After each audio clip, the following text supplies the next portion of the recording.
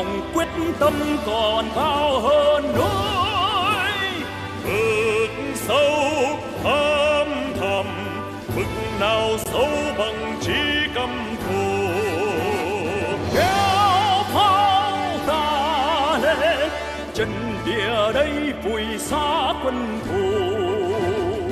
Có số ta nào kéo pháo ta vượt qua đèo. Có số ta nào kéo pháo ta vượt qua núi.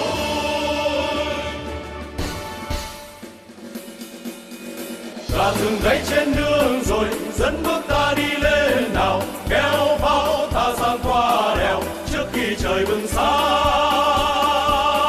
Sắp tới nơi còn một đoạn nữa thôi, phải ướt đẫm sương đêm cùng mồ hôi.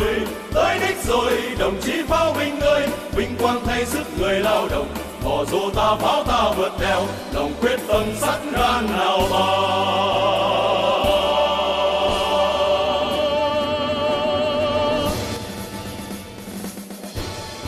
Dù lửa nóng trong bom đạn bốc cháy xung quanh ta rồi, nắm chắc tay không buông rời, quyết tâm bảo vệ pháo. Kéo pháo lên trần địa của chúng ta, tin chắc thắng ta tin tưởng ở trên. Tới đích rồi đồng chí chúng ta ơi, mai đây nghe pháo cầm vang trời, cùng bộ binh đánh tan đồn thù, thề quyết tâm đánh tan đồn thù.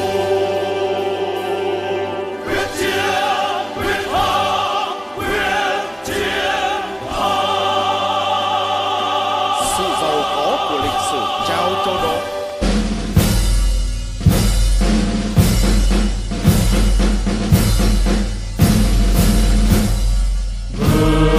Đông là ơn xa, núi non xanh ngàn trường sa. Tổ quốc bao la hiền hòa, người thăm phong cờ vần bay trên cao. Muôn trái tim này hòa nhịp cùng đàn người ca trong sông lúa, lấp lánh sao bay trên quân thủy. Nghe rung đồi từng bước ta đi, nhắc tới chiếc công ngàn năm xưa. Nhìn cờ bay rực rỡ, thương bao anh hùng cùng cháy trong tim. Quên thân mình một niềm tin trong phong ba, tổ thắng tươi thêm màu cờ. Giữ vững hòa bình, dựng xây tương lai, chân trời mới sáng ngời quân ta đi. Đi sâu trong lòng từng bước ta đi, mãi mãi tin đàng tiên phong.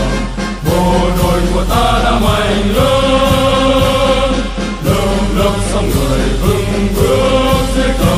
Vinh quang này là đàn quân ta chiến thắng, để ánh quân kỳ chiếu sáng ngời. Đông là ơn xa, núi non xanh ngàn trường sa. Tổ quốc bao la hiền hòa, người thăm phong cờ vần bay trên cao. Muôn trái tim này hòa nhịp cùng đàn người ca trong sông lúa, lấp lánh sao bay trên quân thủy. Nghe rung đồi từng bước ta đi, nhắc tới chiếc công ngàn năm xưa. Nhìn cờ bay rực rỡ, thương bao anh hùng cùng cháy trong tim. Quên thân mình một niềm tin trong phong ba, tổ thắng tươi thêm màu cờ.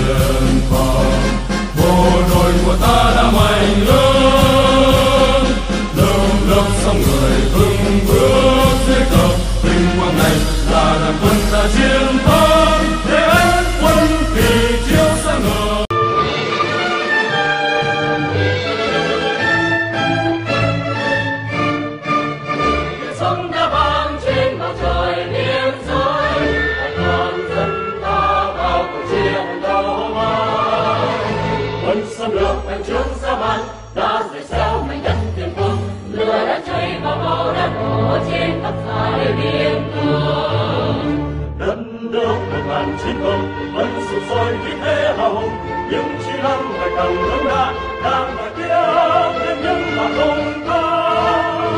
Việt Nam ơi nhớ về yêu thương, lịch sử đã trao cho người một sứ mạng thiêng liêng. Mong chuyên binh còn đắm vết thương, người vẫn hiên ngang ra chiến trường, vì một lẽ sống cao đẹp cho mọi người, độc lập tự do.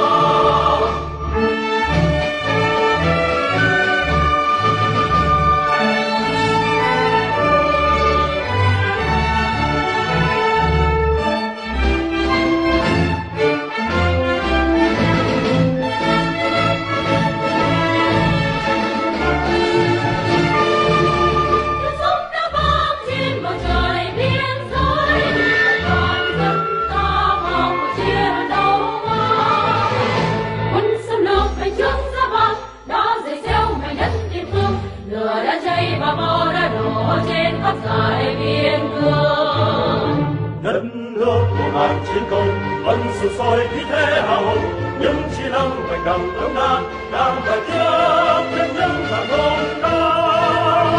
Việt Nam ơi nước yêu thương, lịch sử đã trao cho người một sứ mạng thiêng liêng. Mong trên mình còn lắm vết thương, người vẫn hiên ngang ra chiến trường, vì một lẽ sống cao đẹp cho mọi người, độc lập tự do. Việt Nam ơi nước yêu thương, lịch sử đã trao cho người một sứ mạng thiêng liêng. Mong truy mình còn lắm vết thương, người vẫn hiên